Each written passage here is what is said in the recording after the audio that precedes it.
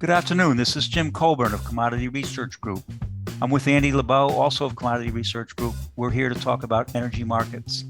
You can learn more about us by checking our website, commodityresearchgroup.com, where we post our podcasts and blog. We would like to thank our friends at EKT Interactive Oil and Gas Trading for hosting this podcast. Check out their newsletters, podcasts, and learning modules at ektinteractive.com. This podcast should be construed as market commentary, merely observing economic, political, and market conditions, and is not intended to refer to or endorse any particular trading system, strategy, or recommendation. We are not responsible for trading decisions taken by anyone. Information is not guaranteed to be accurate. This is not an offer to buy or sell any derivative. Today is November 16th. And Andy, we had at least 5,000 downloads last month. So I think there's still some interest in this old oil market that we love so much. I think that there's continued interest despite a lot of reports of its imminent death. I think the market is still pretty vital and still continues to have interest from all corners. And Right. You and I have been following this market for well over 30 years, and I think both of us still find it just fascinating. Yes, that's the word I'll use, is fascinating, amazing. We will get into this later, but we did see some $250 and $300 calls trade. So it's getting a little crazy out there. But I want to start with talking about the agency monthly oil reports that came out. The IEA was out today, and one thing that struck me by the IEA report is that they suggest that October is showed a marginal stock build. And that's off of some prelim data and satellite observations. That sounds like a little early for us to see builds in stocks. Is it? What are you seeing from the other agencies, and where are you coming out on say fourth quarter stock levels? Well, most of the other agencies have draws for the fourth quarter, and actually, the IEA over the course of the whole quarter does show a slight draw. I think they're just mentioning that October may have built, and that's obviously a change after we've had 6 consecutive quarters of drawing inventories. They're talking about a 1 month building and possibly the draws. I think in November and December. I think what's a couple of things that were really interesting, and it's what's been the motor behind the market's rally up to the mid 80s and WTI has been this is the inventory draw that I just mentioned over the last 6-7 quarters. And they pointed out that inventories, OECD commercial inventories, which is one of the most closely watched stat in in oil trading, had fallen at the end of the third quarter to 2.7 billion barrels, 2.76 to be exact, or well over 200 million behind the 5-year average. And that's really low, Jim. It hasn't been this low since 2013, when the market was trading over $100. In fact, that's really too low, and we are going to need to rebuild stocks somehow, some way. Going on with the IEA, if you looked at their charts or their table of what they think for 2022, they have stock builds of over 1 million barrels a day over the next through 2022, which, if true, might tend to blunt the rally, but we still have a long way to go to rebuild these inventories. And in fact, I think a number of analysts and a number of top executives at oil firms and trading firms have noted that inventories are so low that the market is clearly vulnerable to any type of supply interruption or unanticipated demand surge. And it's one of the reasons why you're seeing, you just mentioned it, Jim, the 250, 300 call spread. Even though that's really hard to imagine, Yeah. um, the market is still too tight. Yeah. It's That it's still too tight. person buying those calls has a bunker in their backyard or something. That's a pretty high price. You need some kind of water breakout for that to happen. I think maybe not. The the big surprise might be though not the spike in price, but what if something like Iran comes back, which you know we kind of assume they won't for a while, but this as this price goes higher and higher, there might be a little more urgency on the side of the U.S. and the Europeans to cut a deal and get some of that oil flowing, even though some of it's flowing already.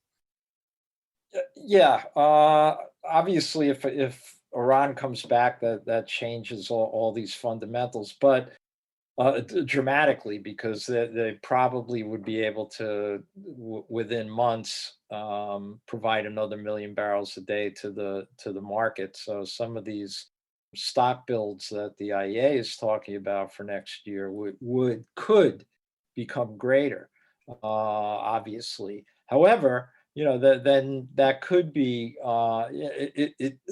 OPEC plus would have to figure out what their strategy is going to be. To either they're going to make room for Iran, not make room for Iran, and just take a lower price. And also, we don't really know. A lot of if you look at second half of 2022, we're not sure where OPEC production is going to be. As it is now, they're increasing 400 a day through April, and that then to be determined whether the balance is going to be unwound throughout 2022. So a lot, these numbers are subject to change, to say the least. And again, makes a very interesting year coming up in 2022.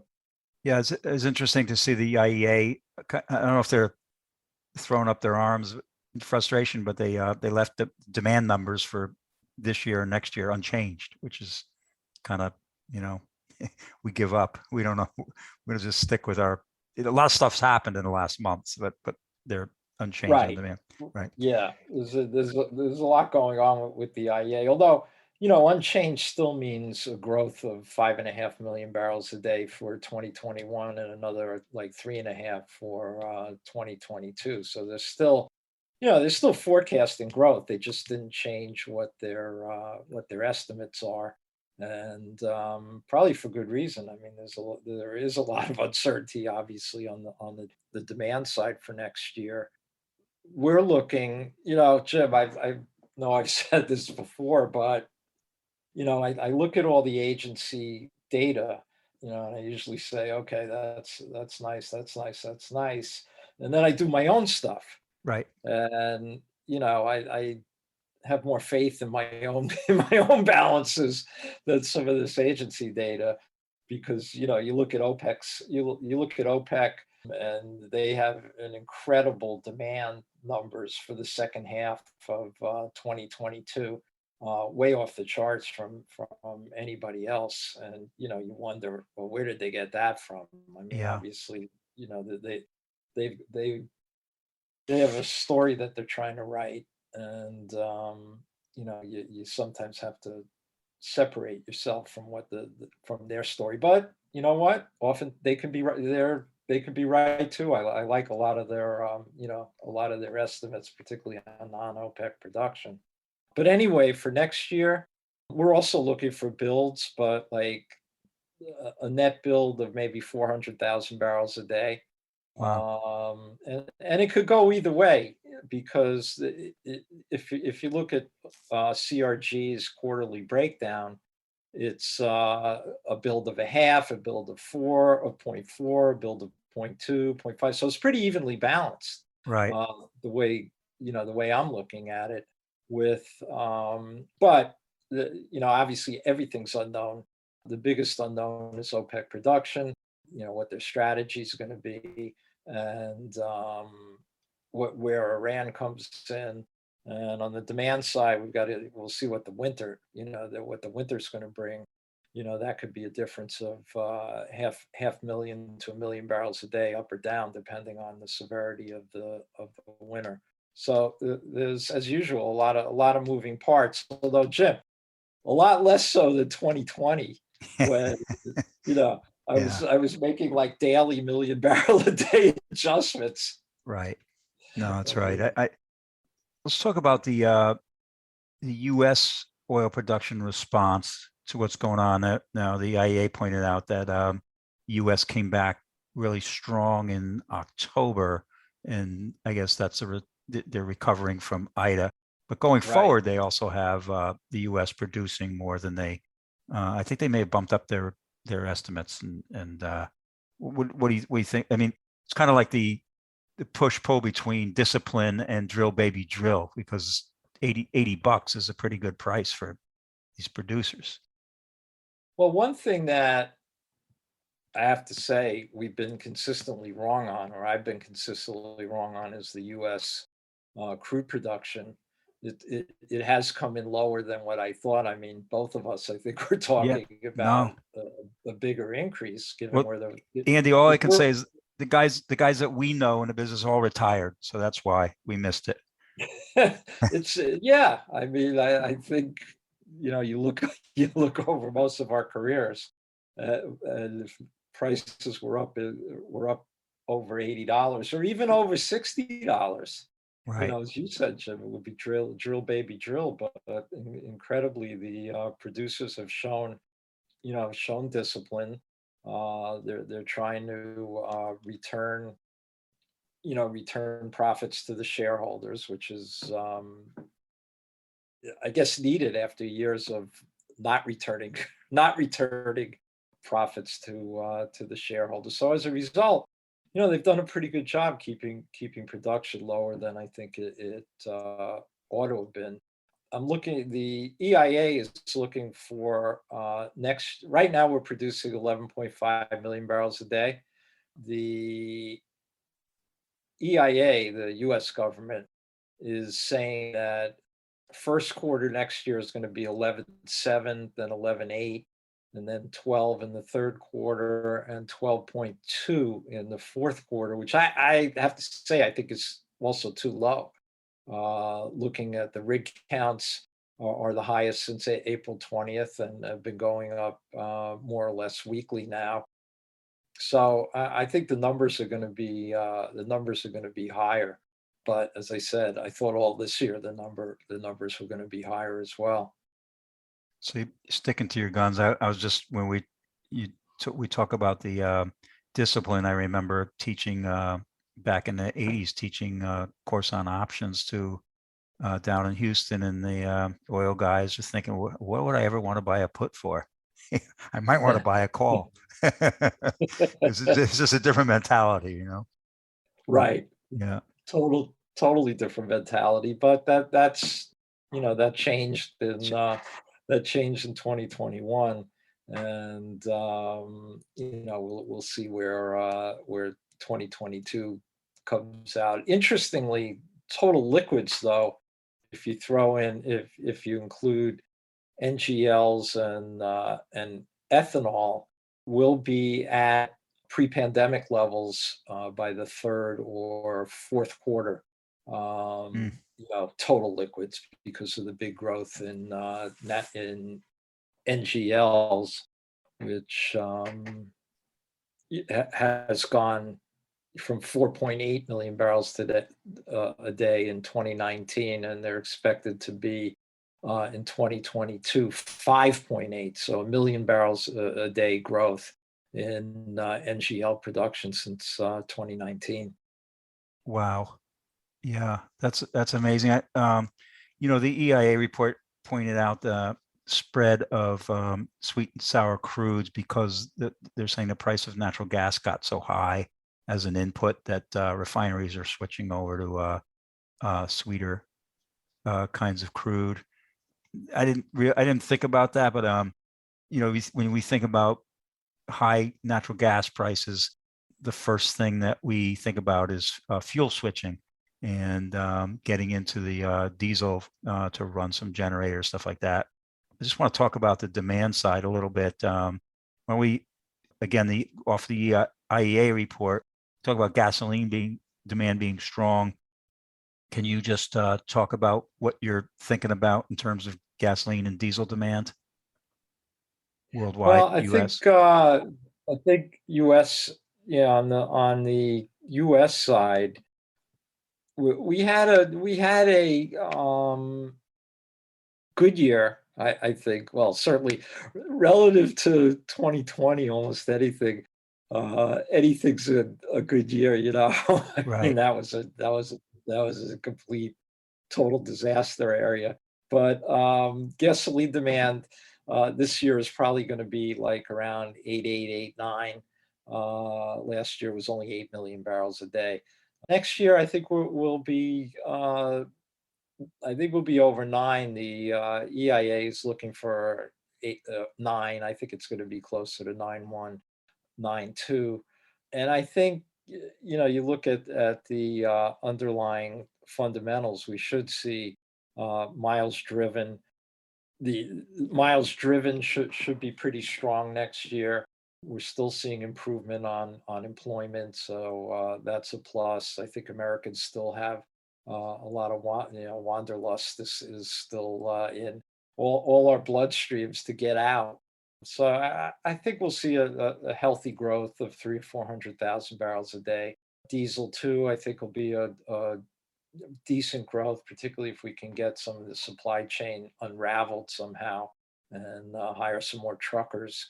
That should help diesel. And again, we don't know what the weather's going to be. Petrochemical demand has been really strong globally, and jet fuel demand is coming back. In fact, the IEA is saying that they think it'll get closer to normal back in I think it was third or fourth quarter, and the EIA is saying we'll be really close to pre-pandemic levels, also sometime in the third or fourth quarter of this year, looking at the number of flights that have been scheduled or to be scheduled. There's some easing of international travel, and that is, that's a huge component on jet fuel. So, I think, and globally, some analysts are saying we're already above the pre-pandemic levels. I don't think that's going to happen until late first. I think it'll be second quarter, assuming a normal winter that will be above pre-pandemic levels. yeah, I think the when I just before I got on this podcast, I saw the Atlanta Fed, and I'm not saying they're accurate, but they're looking for growth of 8% for this quarter, right? And Whoa, yeah, I know but I think the 8%. consensus is something like plus 5%. But we're pumping a lot of stimulus into this economy, and it's people have figured out that they can drive to a location, get a place for a couple of weeks, use the Wi-Fi and work, have like a working vacation kind of thing. And I think that once that door is open, I think a lot of people are going to continue to do that, and I've done that myself. And so, I think that gas demand is going to be nice throughout like in the counter seasonal. Yeah, I agree with you. Of course, the big the big factor is pump prices, which are now getting close to the 350 freakout level that the American consumer still has, and obviously the Biden administration is under a lot of pressure to try to get those gas prices down. to the point where they're talking about releasing the Strategic Petroleum Reserve, or you know, parts of the, not the entire reserve. There's 600 million barrels in there, Yeah. but something like 30 to 60 million, and they're going back and forth on that, and they're You know, trying to get a coordinated release. I know we talked about this before, but they could be doing, if they wanted to, they could take some of that and kind of self-finance, like sell some of their oil out and buy it back along the curve. As long as we're in backwardation, they can kind of keep doing that for a while. If they wanted to, That but would be a smart thing on our government's behalf. yeah, But I don't see them doing that. Well, maybe. I mean, if they want to replenish it, that would be a good way to lock in some of those lower prices down the curve. yeah, I do think he's getting analysis that's showing if it has any effect, it'll be short term. So I'm not sure that it's going to happen, but maybe it will. But I think that's what he's hearing. So the scary thing is if they start talking about you know stopping the ability to export oil and gas. I mean, that would be a disaster in my mind. That's my bias, but who knows? They could go that way as well. Well, that would be one of the dumbest moves that any administration could make, because you know Yeah. Right. they'd be interrupting. I mean, that would lead to a spike because they'd be interrupting global trade, Right. Right. right? Right. Right. Well, So you'd see these Brent TIs go to the moon. It would be, yeah. it'd be like Hopefully, cool. a few administrations back. I guess way back now, tried to use wheat as a weapon against the Soviet Union, and it turns out that you can grow wheat a lot in a lot of places. Maybe you can't produce oil in a lot of places, but the trade patterns would change. It would be an overall disaster. I think you're right. Total And disaster. And I think, and hopefully enough people have told them that's been tabled. off the table. Yeah, yeah, Let's hope. I mean, that would be awful. I mean, I personally, I think it's bad enough releasing the SPR because we don't really have any emergency. right. Um, so there's a Well, supply shortfall, but it isn't. It's not because of any geopolitical or upset. yeah. Well, it's not a disaster unless you're running for office. Yeah, unless you're a politician running Right. for office. Yeah. So, yeah, I mean, I think, and as I said in the earlier remarks, why would we do that if things are already tight, right? And there Yeah. could be a spike if there's an interruption. Don't you want to have something in your pocket to really to take care of an interruption? Right. And we also have a friendly country to the north that would like to sell us a lot more oil. But anyway, let's I want to talk about options for a second because it's been pretty cool what's been going on there. Oh yeah, Is it if I may? please. Yeah. I'm waiting to hear this one. Well, you sent me the article from Bloomberg talking about a $5,000 call spread in DEIS 2022 in 5,000 lot. 5,000 lots, 5,000 contracts, 1,000 barrels a contract. And this is Brent oil. And it was a $250, $300 call spread. And you say, that made a big splash. It made such a big splash that Bloomberg wrote an article about it. And we looked at it. And if you look at the delta of the 250 call, it's 0.006. So for a futures equivalent, that's 30 contracts. And the 300 call had a 0.004 delta, which turns out to be 20 futures equivalents. So if it's a call spread, it's a 10 lot future equivalent trade from where we are now. So you keep, it's really unless if it goes into money, it's a huge deal, but it's almost zero. Market's got almost a zero probability it's going to happen, and not sure. That's probably could have done something a lot lower, and but we'll see what happens. Maybe somebody try to, if you, I guess if you I remember the first time we reached $10 in natural gas, somebody had bought $10 call spreads, and I mean $10 calls, and it almost put the idea in people's heads that really we could get to 10, and we ended up getting right there. So who knows? It's some kind of a Kahneman Tversky type thing, bias going on, I guess.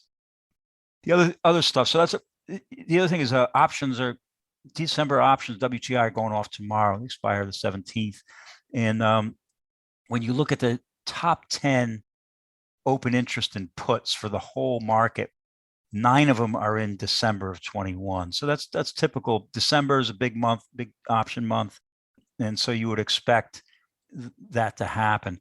On the call side, however, only 5 of the top 10 are in of the calls are in open interest, are in DEES 21, and a couple of the others are in DEES 22, something we've been talking about all since about February.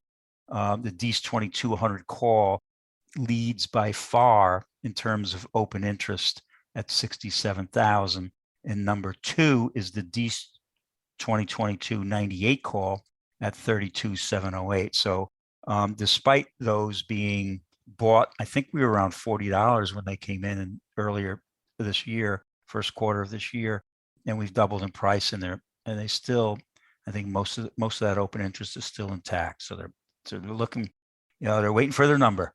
They're waiting for higher prices. Another thing that we noticed is that the spread options volume in WTI has gone way down. So we're trading about half the amount that we traded last year.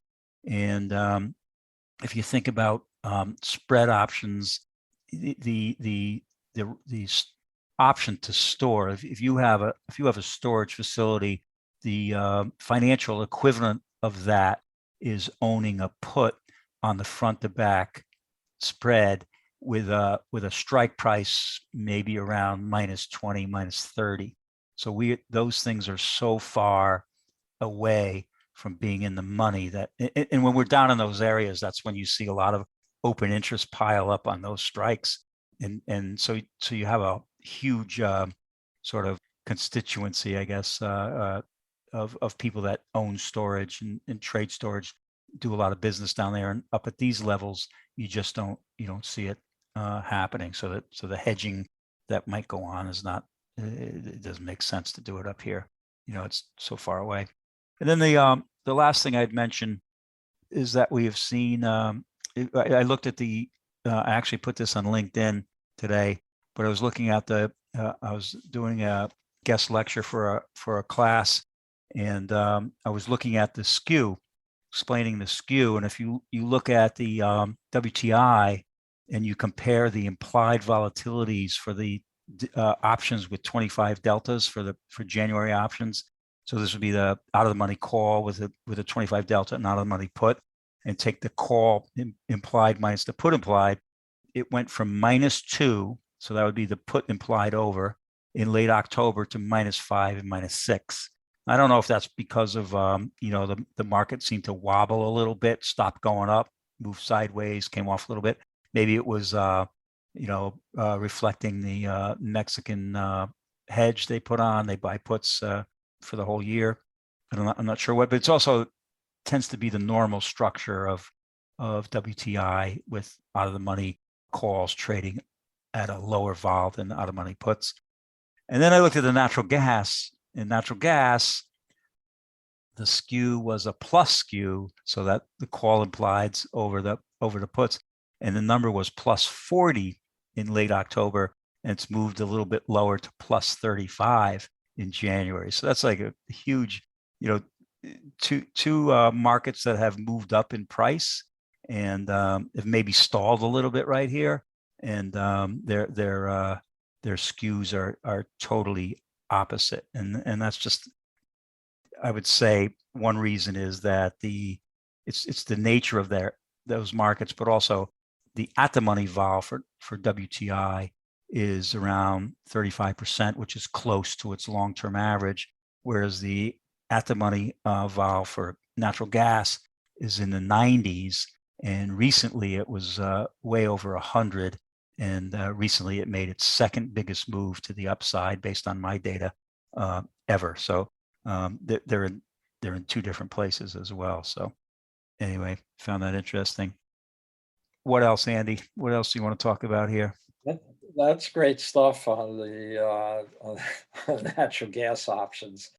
Yeah, And it's Jim, if you probably don't have a lot of willing sellers on those January calls, or the or the winter on the winter calls. for natural gas. Maybe It's true.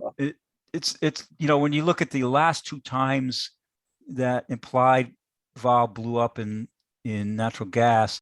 One was a few years ago, like November of 2018. We had a cold snap, and we had that among others. We had this group called optionsellers.com, right. and they had to liquidate a position, and so it was this. The price went up, and it was a cold snap, and there's fundamental news behind it, but it was traders blowing out of calls, and then when we reached $10 the first time, we had a lot of locals who were short calls and others, and they were buying them back. This time, I'm not sure you're seeing the massive liquidation, but it's a fundamental event. I mean, everything that could be bullish for natural gas has happened, and so you're not only, you haven't had the real cold snap this year that would drive the vols to these crazy levels, but you're kind of playing catch up from last year, and starting with maybe a cold winter in Asia, and everybody's trying to catch up from well, you had this economy that was shut down, and the economy snaps back, so you have a huge demand from industrial use, and then we had that cold winter in Asia, and the wind stopped blowing in Europe, and there's maintenance on the production side. I'm sure I'm missing about 5 factors, but they're all bullish, and here we are. So basically, this is like the second. We moved up to the second highest move in implied vol, and it really doesn't feel like it's sustainable. I guess is what I'm trying to say. It wasn't like positions being blown out by the thousands. Right, and we'll see, we still have the weather ahead of us.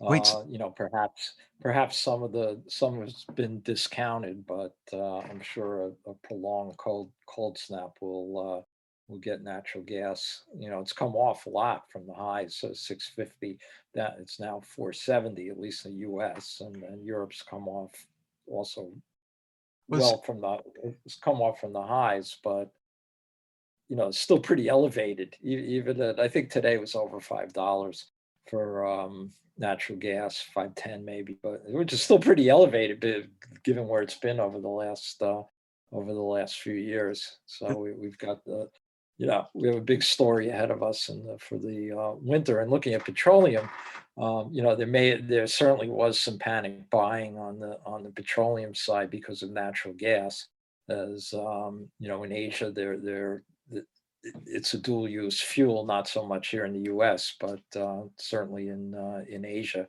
and that definitely hit demand by a few 100,000 barrels a day, I think, in September and October. Yeah, it's interesting. There's a lot of sort of anticipatory buying as well. I think that maybe drives this market up a little higher than it should be.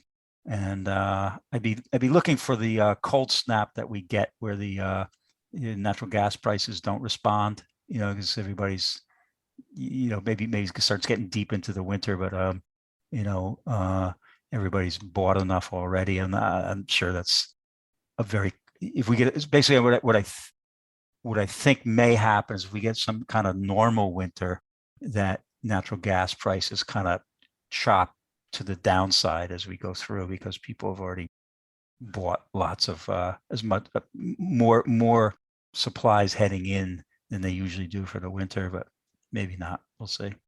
Just seeing what the next move is going to be. And speaking of that, let's talk about prices, Andy.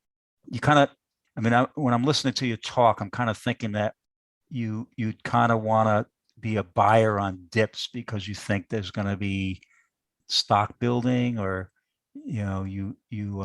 Well, yeah, what's I don't, given, I think, given where inventories are, unless there's big fundamental change, i.e. OPEC says it's going to increase radically, which I don't think is going to happen. I don't think we'll see Iranian barrels on the market before, at earliest sometime in the second quarter, and that would be a miracle, I think. So, I still think we're very long, very far away from the market getting back to its normal inventory levels. So I really don't see it. I don't see a broad-based sell-off, maybe more of a correction. And, I'd really be loath to be very short this market. I prefer, I'd rather, I'd rather buy dips than, if we do get that big correction, I'd rather be long here going into the first and second quarter. so you think we're more likely to hit 90 than 70? Is that too close of a range? Yeah, I think 90 may be a stretch now. I think that was the Saudi minister on the phone. Um, 90 maybe is 90 may be a stretch, but I certainly think the market can get back into the mid 85. Yeah, 85 to 90 area. So, And 70, I think there's going to have to be a big fundamental change to get back to 70. yeah, you're talking me into selling a strangle here, which we know is we hate doing that kind of stuff. But when I was teaching this class last week, we had a guy.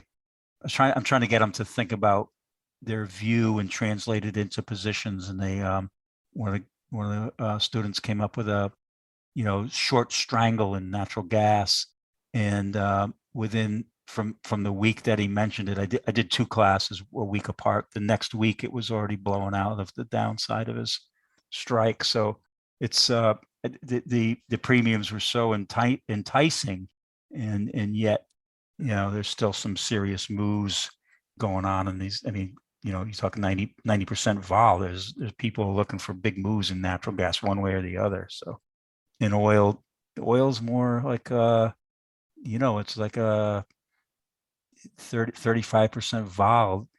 It's not low, it's not high, it's like right in the middle. Yeah, that's the historical average. Yeah, so we it's almost like okay, there's the world's crazy where we don't know what demand's going to be. Not sure what supply is going to be, but around this $80 area, we think we're going to kind of move sideways. And if the chart starts showing more of that, then maybe those vols come into 30. I don't know, but it's kind of, Yeah, that you could. know, but there's still a heck of a lot. We don't even know if there's another virus behind this virus, right? I mean, Exactly, and that's the demand side. Maybe there's going to be spikes all over the globe during the winter. We don't know. what Uh, what fundamental news are you watching the closest right now? Like, I know it's not M2 well, money I don't supply. think I don't think we're going to get anything out of OPEC different. The And amazingly, Jim, I am going to say that, and I know you're going to laugh at me, but I do think the dollar has had an impact on trade. I almost always never, I never say that, but I am laughing because, right, yeah. I never say that, What's and we I think always say, oh, that's something where you can't think of anything else. right. But, given where prices are up here, a strengthening dollar it does inhibit, I think that will inhibit some of the marginal buyer, Well, some of the marginal buying. well, it may be the first time in the last couple of weeks where the dollar has been correlated to oil. So that's okay. I'll let you use the dollar. Yeah, I'm watching it. Yeah. But on the petroleum side, as I said, I don't think you're going to see that much out of OPEC. We'll be watching the Biden administration and what they do. and on the and the we've got a meeting with Iran at the end of November, so we'll see if anything comes of that. Natural gas. I mean, everything, Jim. I mean, it's I'm Yeah. watching everything. I can't. I don't know what is where you. I couldn't even rank the priorities. Right. Yeah, that's the fun part, and it can be the frustrating part as well. There's so much going on, and they're pulling in different directions. Yeah, I always like to do something contrarian, but like if the IEA, I don't know, they when they leave demand unchanged, and I just they kind of hinted that with that potential build in October that maybe things are turning around, but that's the that was kind of that wasn't like in 2016 when they were saying we were swimming in oil or something like that, or washed with oil. I said, okay, we're near the bottom. But Right. Right. there's no clues, I guess, coming out of there that from one extreme to another. So I guess we just kind of muddle along here and see what happens. And the Right. And weather, I then mean, weather. Right. You just took the right. Weather is probably, I guess if I'd have to think over the next 3 months, what's going to be most important, it might be weather. right. Okay, let's wrap it up. All Anything right. else? What I know we didn't cover everything, but we covered a lot. What else do we want to talk about, Andy? No, I think we can. I think we can wrap it up, Jim. We talked about a lot, Yep. and hopefully our listeners learned something from our podcast, and we'll look forward to the end of the year one coming up next month. If you want to get a hold of me, it's a Lebow at commodityresearchgroup.com. And you can find me on the best ways on LinkedIn. I have too many things to look at. That's kind of the best way. I'm finding it's more and more useful. Like I have a bunch of connections on there, and they all put up some interesting stories that I want to read, and so I find myself almost looking at LinkedIn as a newspaper, and I'm pleasantly surprised about that part. But you can I post things up there myself, so yeah, I look for you at LinkedIn. Okay, Andy, I'll talk to you next month. All right, we'll talk to you next month.